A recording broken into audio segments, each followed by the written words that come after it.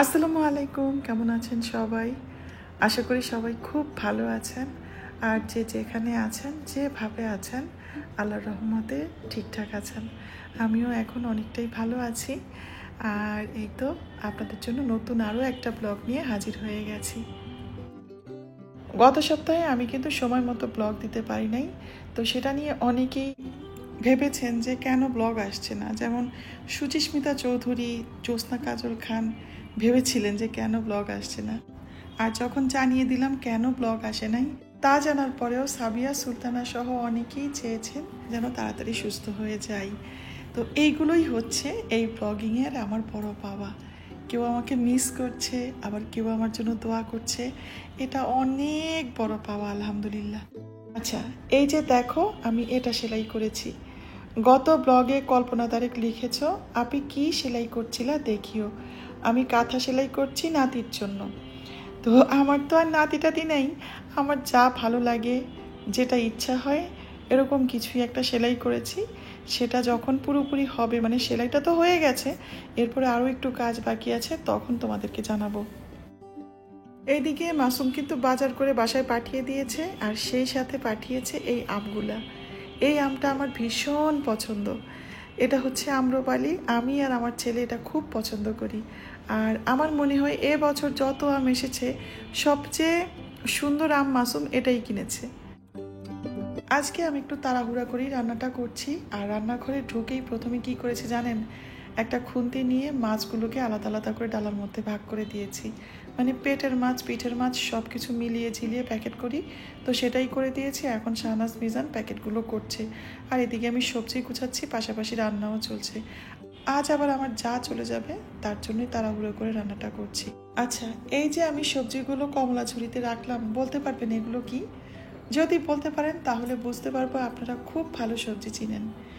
আর এত তাড়াহুড়া দেখেন, আমার কিন্তু আজকে অনেক তাড়াহুড়া, অনেক কাজ। তার মধ্যেও আমি কিন্তু ভিডিও করছি যাতে আপনাদের কাছে একটু টাইমলি ভিডিওটা দিতে পারি, একটু চেষ্টা করা আর কি। আর আমার অলরেডি মুরগি মাছ হয়ে গেছে, শুধু কলিজা ভুনাটা বাকি। বাজারও মোটামুটি গুছিয়ে নিয়েছি, এখন ঝটপট কলিজা ভুনাটা করে নিব। কলিজা রান্নার সময় আমি যেটা করি আর কি, কলিজাটা ভালোভাবে ধুয়ে, মানে কাটার পরে ধুয়ে লবণ পানিতে আধা ঘন্টার মতো ভিজিয়ে রাখি, আর না পারলে অন্তত 10 মিনিট লবণ পানিতে ভিজিয়ে রাখি। তারপর সেই পানি ফেলে দিয়ে ফুটন্ত গরম পানি ঢেলে দিই, সেখানেও আরও কিছুক্ষণ রাখি। তারপর ভালোভাবে ধুয়ে পেঁয়াজ, দারচিনি, এলাচির মধ্যে কলিজাটাকে খুব ভালোভাবে একটু কষিয়ে নিই।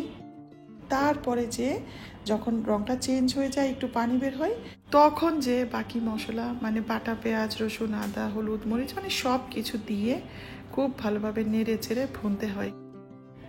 জানেন একটা জিনিস, একটা একটা করে তো অনেক জিনিসই শিখেছি, তবে একটা জিনিস খুব ভালোভাবে জেনেছি, সেটা হলো কথার গুরুত্ব অনেক বেশি। তার চেয়েও বেশি গুরুত্বের হচ্ছে কথার ভেতরে থাকা শব্দের উপরে জোর।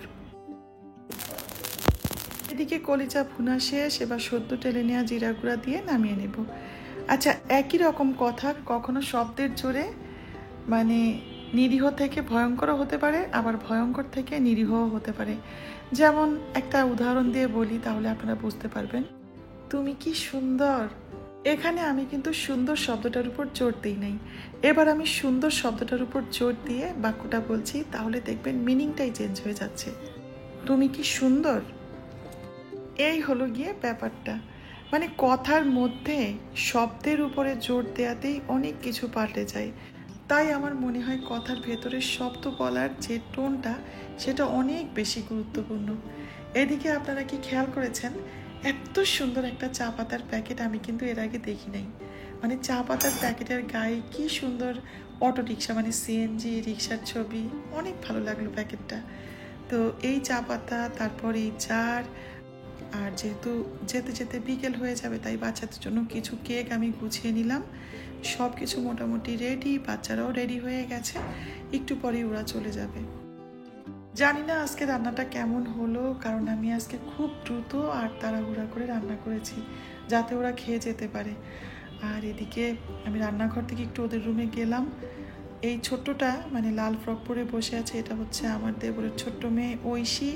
আর আমার যা তো দেখতেই পাচ্ছেন, তাড়াহুড়া করে সব কিছু গোছগাছ করছে। আর বড় মেয়েটার নাম হচ্ছে আরশি, ও এতক্ষণ আয়নের কাছে ছিল। চাচি ভিডিও করছি দেখে হাসছে। ওরা চলে যাওয়ার পরপরই গেস্ট রুমে যে একটা এক্সট্রা বেড দিয়েছিলাম সেটাও নিয়ে এলাম। আর জানেন এই বেডটা এত উপকারী, যখন যেখানে দরকার সেখানে এটাকে খুব সহজে সেট করা যায়, আমার ভীষণ উপকার হয়। আর গত ভিডিওতে মৈত্রী বড়ুয়া জানতে চেয়েছিলেন যে এই বাসাটা আমার নিজের কিনা। হ্যাঁ, এই বাসাটা আল্লাহর রহমতে আমার নিজের। আর এটা হচ্ছে সেই সেলাইটা। আর যেহেতু একটু একটু রোদ আছে তাই ভাবলাম এটাকেও ধুয়ে দিই। গত ভিডিওতে আমার কাছে যে যেটা দেখতে বা জানতে চেয়েছেন মোটামুটি সবটাই কিন্তু আমি দেখানোর চেষ্টা করেছি বা দেখাবো। আরও তো একজন দু একটা জিনিস দেখতে চেয়েছে বা জানতে চেয়েছে, সেটা দেখিয়ে দিব। শুধু একজনেরটা ছাড়া, একজন একটা রিকোয়েস্ট করেছিল, সেটা শুধু আমি রাখতে পারি নাই, এছাড়া সবই হয়েছে। আর এই ভিডিওটা কখন আপনাদের কাছে পৌঁছবে আমি সেটা জানি না, কারণ ভিডিও করা মাত্রই কিন্তু সেটা আপলোড দেওয়া যায় না, সেটা এডিট করতে হয়, তারপরে যে ভয়েস ওভার করে আপলোড দিতে হয়। তো সেই কাজটা করতে করতে কয়টা বাজবে কে জানে। এদিকে আমি ফুলটা আর ওই সেলাই করা জিনিসটা নিয়ে বারান্দায় চলে যাচ্ছি। আর আরও একটা জিনিস আপনাদেরকে আজকে দেখাবো, সেটা হলো বর্ষাকাল প্রায় যাচ্ছে অথচ এখনও আমার বাগানে মানে আমার বারান্দায় রেইন লিলির দেখা নেই, একটা দুটো করে ফুটছে। কবে রিলিজ হবে ছাকে ছাকে সে আশায় আছি। আমি প্রত্যেক দিন একবার হলেও এসে দেখি যে রেইন লিলির কুড়ি এলো কিনা, কারণ যখন সবগুলো কুড়ি আসবে তখনই কিন্তু মানে ঝাঁকে ঝাঁকে ফুটে আর দেখতে খুবই ভালো লাগে। যাক, একটা তো ফুটেছে। আসলে কি আমাদের জীবনের এত এত কিছু দেখানোর থাকে, এত এত কিছু বলার থাকে, কিন্তু শোনার মানুষ থাকে না। আর প্রত্যেকটা মহিলাই মনে হয়, মানে মহিলা বলি মেয়ে বলি, অনেক কিছুই উপলব্ধি করে বা অনুভব করে যেটা সে কাউকে বলতে চায় কিন্তু বলতে পারে না। তো আমি যেহেতু এখন ভিডিও বানাচ্ছি, ওই ভিডিওর মাধ্যমেই কিন্তু অনেক কিছু আপনাদেরকে বলে ফেলি, অনেক কিছু বলা শুরুও করেছি যেটা আমি কখনোই ভাবতে পারি নাই যে আমি কখনো বলবো বা বলতে পারবো। আর কেন বলতে পারছি জানেন?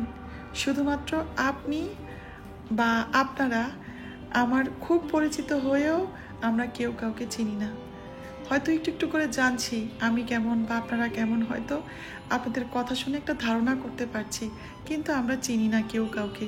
এই জন্যই বলা যায়, বলে মনটা হালকা করা যায়।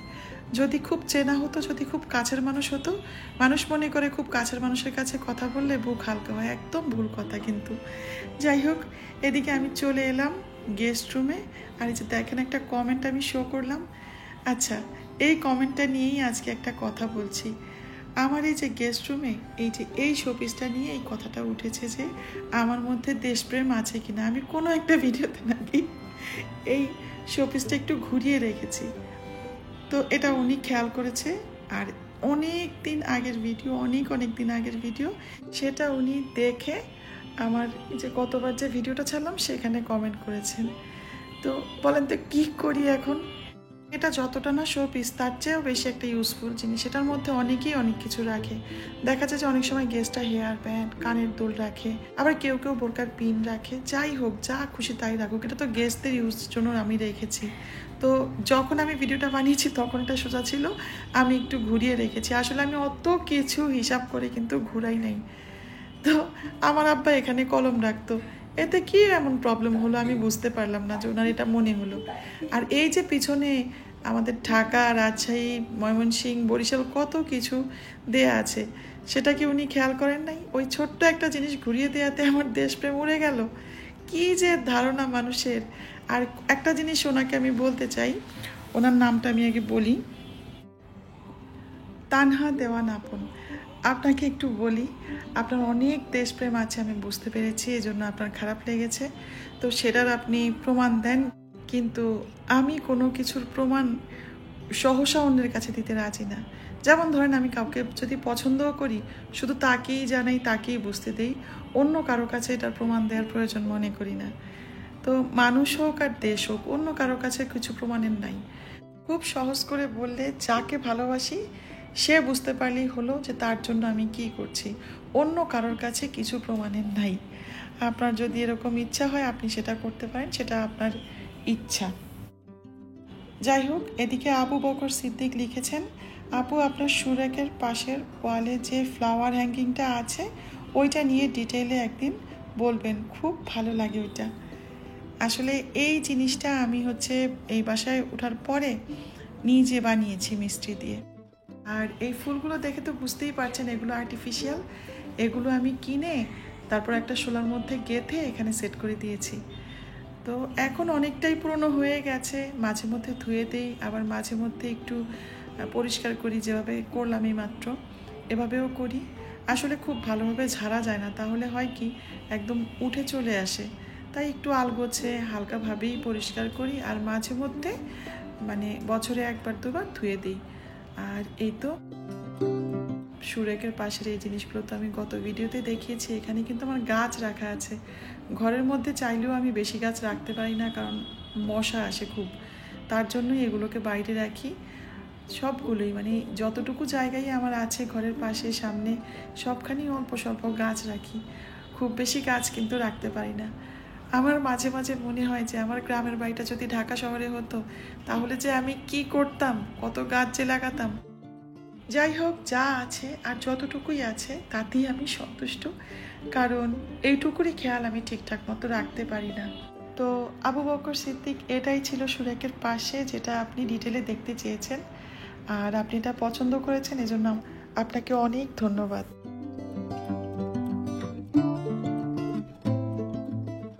এইদিকে এখন বাজে সন্ধ্যা 7টা, আর আমি এখন পর্যন্ত ভিডিও ছাড়া তো দূরের কথা, একটু রেডিও করতে পারি না, এডিট করে ভয়েস ওভারও করতে পারি নাই। কারণ কি, আমার ছেলে এসছে তার বন্ধুদেরকে নিয়ে, তো বললো যে আম্মু একটু নাস্তা দাও। ওরা আসলে সবসময় নাস্তা করে না, আসে চলে যায়, আর যেদিন ওদের একটু বেশিক্ষণ থাকে তখনই আমাকে একটু নাস্তা দিতে হয় আর কি। আর আমি চেষ্টা করি খুব সুন্দর করে বাচ্চাদেরকে নাস্তাটা গুছিয়ে দিতে, কারণ আমার ছেলেও যখন এরকম গুছানো নাস্তা কারো বাসায় যে পায় সেটা খুব সুন্দর করে এসে বলে। তো যাই হোক, আজকের ভিডিওটা আমি আর বড় করছি না, তাহলে আর আজকের ভিডিওটা আপনাদের দেখাই হবে না। যদি আমার ভিডিওটা আপনাদের ভালো লাগে তাহলে একটু লাইক কমেন্ট করবেন, চাইলে একটু সাবস্ক্রাইবও করতে পারেন, কারণ রিকোয়েস্ট করতে হয়, এটা আমি কাজলের ভিডিও দেখে জেনেছি, এটা নিয়ম। তাই আমিও এখন থেকে চেষ্টা করব প্রত্যেক দিন আপনাদের কাছে রিকোয়েস্ট করতে, যদি ভিডিওটা ভালো লাগে তাহলে একটু সাপোর্ট করার জন্য। তো যাই হোক, আজকে এখানেই শেষ করছি।